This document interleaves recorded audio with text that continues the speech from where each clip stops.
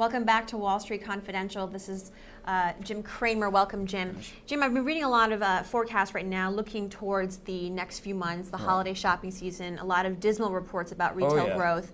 Any reason to have exposure in this sector? Well, I mean, I think that the difficult thing here is that whenever you get a moment where you have a snapshot of last, say, 2-3 weeks, it's so abysmal. I have done a lot of work about what's happened since the Lehman situation, Fannie Mae, and I think it's just frozen spending. So I think that all the numbers, I mean, we saw a good number from AutoZone yesterday, but that's again because you can't sell your car, you have to own your car for a while, but that was atypical. I think that all of the big retailers are going to have bad numbers, and the only reason why you would be in them, other than a select few I'll talk about, is if you can see through the valley. If you can say, okay, listen, Best Buy will work because Circuit City goes under. You can make a case that I like Darden because all the other restaurants are not financially strong, but you're not buying these cheaply.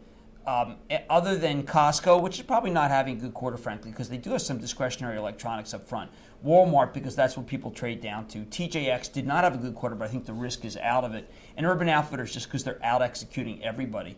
I worry. I worry about everybody from J. Crew to Ralph Lauren. I think that they're buying the cheaper ones of those. They're not buying the higher end selections.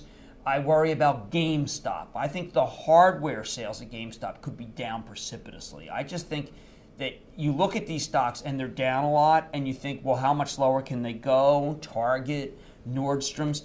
And the answer is in this market is we know they can go lower. That's just what we know. And I want to use any oversold bounce to sell some, and I would also sell some right now. All right, well then that brings me to eBay, Jim, for example. It's like a secondary market. They're a disaster. They're executing poorly. They use a gross merchandise number, which is what determines it. The gross merchandise number is not going up; it's going down.